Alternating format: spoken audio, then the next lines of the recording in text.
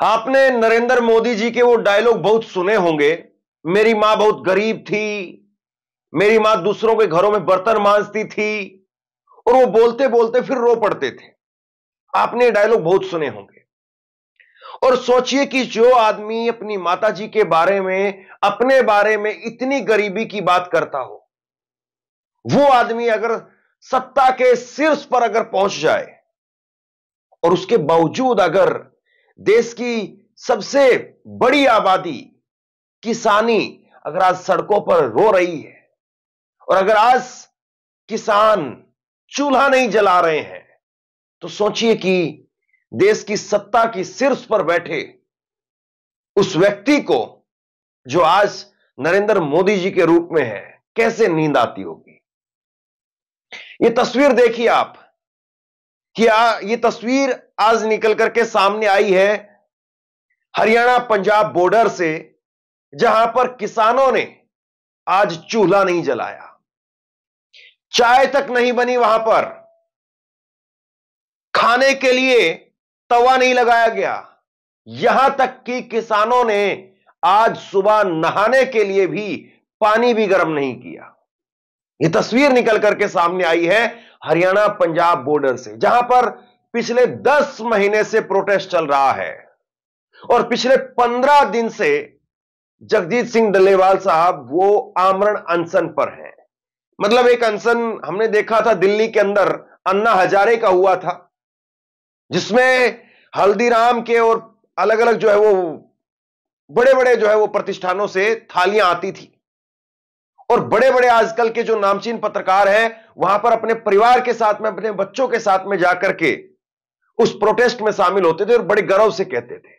लेकिन आज खेती किसानी को लेकर के आंदोलन चल रहा है, कई सालों से लगातार चल रहा है, और फिर से वो आंदोलन बॉर्डर पर लगातार 10 महीने से संघर्ष कर रहा है।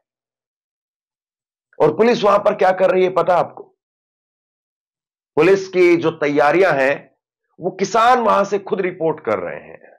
सबसे पहले एक बार जरा ये जगजीत सिंह डल्लेवाल साहब की तस्वीरें देखिए, जो आज की तस्वीरें हैं। वो अपने से चल भी नहीं पा रहे हैं।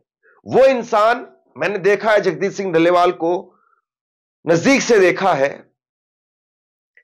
बड़ी कड़क आवाज में बोलते हैं वो, लेकिन आज देखिए किस हालत में आ गए हैं, अपने पैरों पर चल नहीं पा रहे हैं।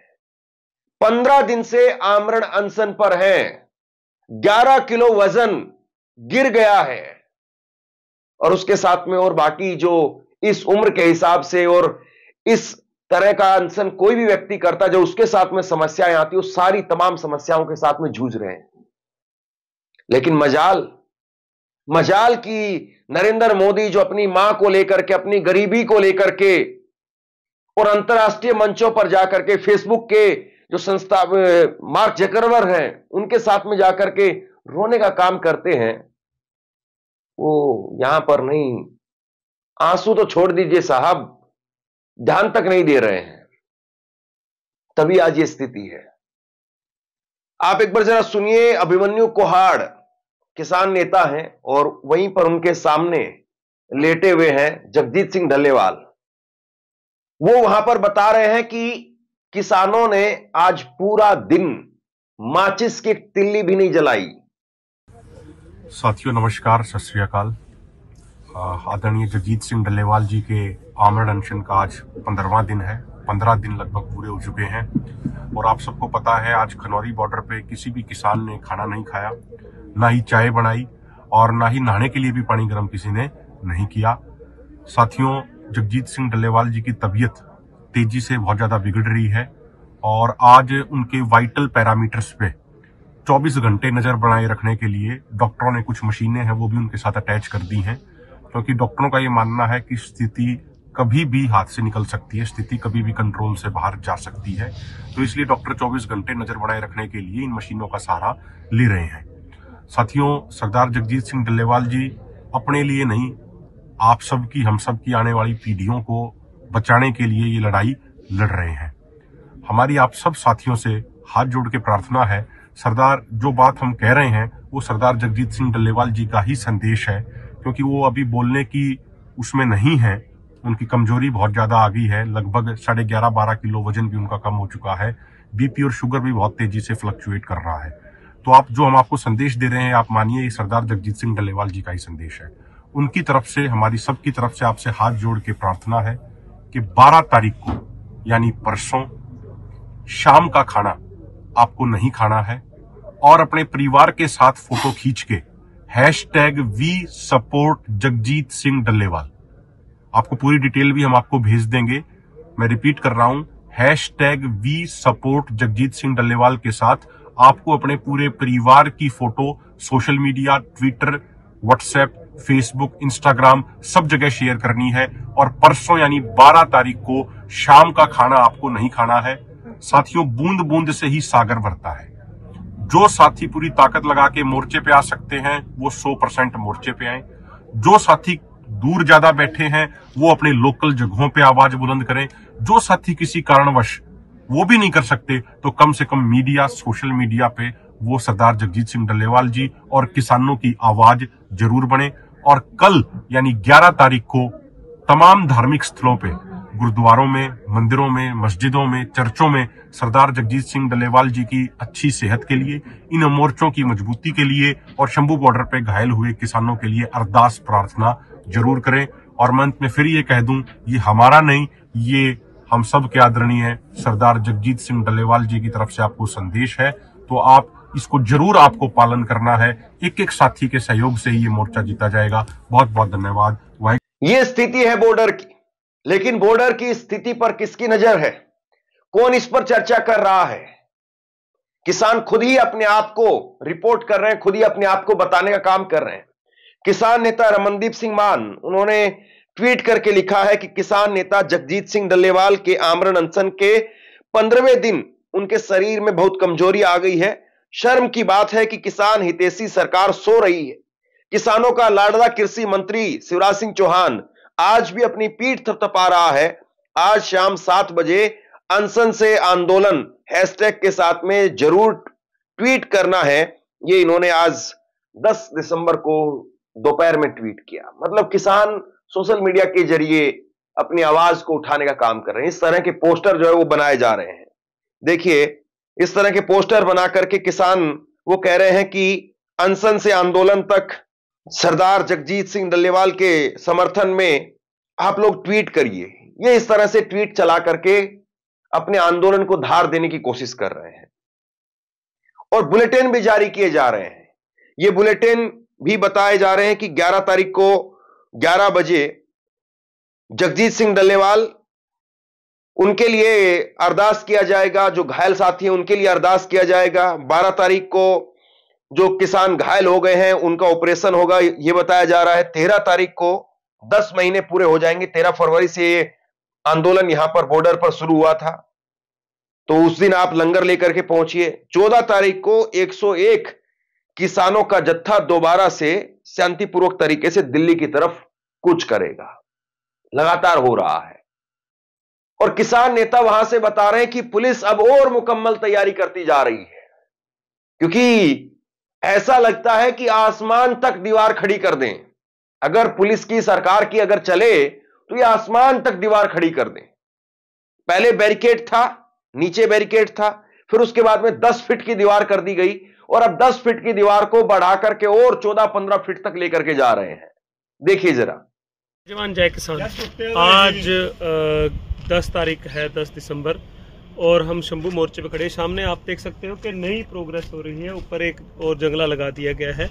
आज ह्यूमन राइट डे है और आप सबको मालूम है कि मानवता के अधिकार की बातें पूरे देश में, पूरी दुनिया में आज हो रही हैं। लेकिन एक जो मानवता का हनन किया जा रहा है, किसानों के ऊपर आंसू गैस के गोले चलाने, साथ के साथ रबड़ बुलेट और उनके ऊपर सीधी फायर करना, ये पूरे देश और दुनिया ने देखा है। शंभू बॉर्डर पर ये हो रहा है।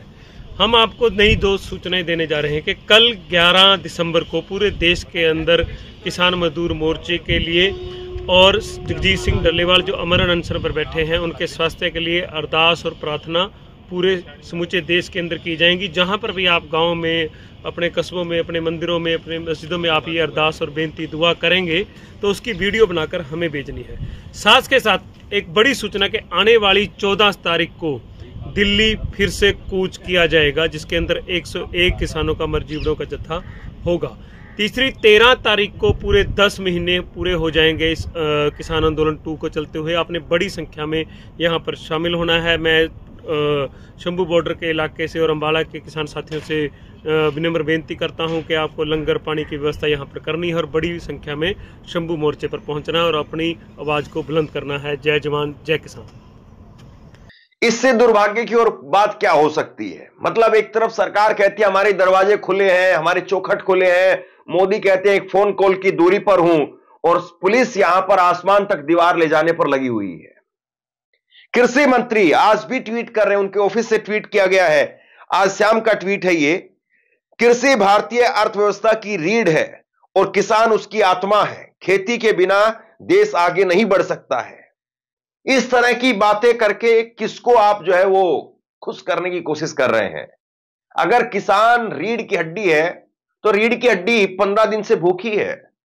आज रीढ़ की हड्डी वहां पर जो है वो चूल्हा तक नहीं जला पा रही है। अब आप कहेंगे कि भाई ये बॉर्डर पर बैठे हुए चंद किसान वो पूरे देश के किसान थोड़ी ना है। अभी जगदीप धनखड़ उन्होंने खुद कहा था कि बॉर्डर पर जो बैठे हुए किसान हैं, केवल आप ये मत मानिए कि वही प्रोटेस्ट कर रहे हैं, बाकी देश में जितने भी और किसान हैं वो भी अपने आप में दुखी हैं। तो आप किसी की तो मानेंगे। आप इन किसान आंदोलनकारी किसानों की नहीं मान रहे हैं तो कम से कम जगदीप धनखड़ की ही मान लीजिए। लेकिन जगदीप धनखड़ भी कमाल की बात है, मंडे कुछ और कहेंगे, संडे कुछ और कहेंगे, फिर ट्यूसडे को कुछ और कहेंगे, सोमवार कुछ और बोलेंगे, मंगलवार कुछ और बोलेंगे। अगले दिन ये बात उन्होंने कही थी एक कार्यक्रम के अंदर, और उसके बाद में जो संसद में आए तो कृषि मंत्री का नामकरण कर दिया। कृषि मंत्री को कह दिया कि किसानों का लाडला। शिवराज सिंह चौहान वो मध्य प्रदेश में लाडली बहना योजना चला करके आए थे, तो उन्होंने राज्यसभा के अंदर जो है वो उनको नामकरण कर दिया किसानों का लाडला। मतलब कमाल की बात है, किस प्रकार के लाडले हो गए। यहां पर किसान जो तिल तिल करके मर रहा है, उसकी हालत हम देख रहे हैं किस तरीके से है, और सभापति जो है, उपराष्ट्रपति, वो लाडला बता रहे हैं। बताइए आप अपना पद संभालने के बाद में क्या शिवराज सिंह चौहान एक बार भी गए हैं वहां पर, मुलाकात की है वहां पर, बातचीत की है वहां पर, फोन पर भी बात की है क्या? देखिए किसान नेता स्वर्ण सिंह पंढेर क्या कह रहे हैं, सरकार की ओर से ऐसा कोई संकेत नहीं मिला है कि वो बातचीत करना चाहते हो। हमारे पास में आंदोलन का रास्ता खुला है। 14 दिसंबर को 101 किसानों का जत्था दिल्ली की ओर कूच करेगा। ये आज का उनका स्टेटमेंट है। अब बताइए कहां लाडला और कहां पर यह बात, मतलब लाडले की बात तो दूर दूर तक नजर नहीं आती है। जरा सोचिए, देश के प्रधानमंत्री आज अपने मखमली बेड पर सो रहे होंगे और वहां पर ठंड में ठिठुरती हुई ठंड के अंदर किसान भूखे पेट सो रहे हैं। क्या देश के प्रधानमंत्री को, बहुत सारे लोग कहेंगे कि कहां प्रधानमंत्री कहते हो, राजा कहिए, उनको नींद आ जाती होगी। और अगर सोचिए कि कुछ अनहोनी हो गई, क्या होगा? यह संग्राम जो आप देख रहे हैं ना सड़कों पर, यह सैलाब ला सकता है। सोचिए जरूर इस बात को। बहरहाल किसानों की अपडेट भी लोगों तक नहीं पहुंच रही है, यह भी सच्चाई है। और किसान अपने ही दम पर वहां पर अपनी ही रिपोर्ट किसी न किसी तरीके से कोशिश कर रहे हैं। सरकार कोई भी हो, चाहे भाजपा हो, चाहे कांग्रेस हो, या किसी और पार्टी की सरकार हो, कम से कम किसानों के लिए इतना जो है वो सरकार को कठोर नहीं होना चाहिए। जब सरकारें उद्योगपतियों के लिए कर सकती हैं, 5-5 किलो अनाज और तमाम बातें कर सकती हैं, तो किसान के लिए क्यों नहीं? उम्मीद करते हैं कि ये जो डेडलॉक बना हुआ है सरकार और किसानों के बीच में, शायद सुलझे। और वो जगदीप धनखड़ साहब, उनसे भी गुजारिश कि वो इस स्थिति को देखें। केवल लाडला बनाने से बात नहीं बनती है, लाडला कहने से कोई लाडला नहीं बनता है।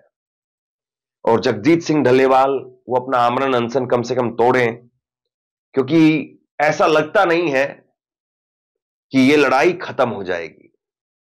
तो जिंदा रह करके शायद वो अपनी बात को ज्यादा बेहतर तरीके से कह पाए। बाकी उनकी चिंता मुझे जरूर है व्यक्तिगत तौर पर, शायद प्रधानमंत्री को भी होगी। और मैं उम्मीद करूंगा कि प्रधानमंत्री फोन करेंगे, बात करेंगे, या कृषि मंत्री ही कम से कम करें। बाकी आप लोग बताइए, शेयर कीजिए इस खबर को, लोगों तक पहुंचाइए। बहुत बहुत धन्यवाद।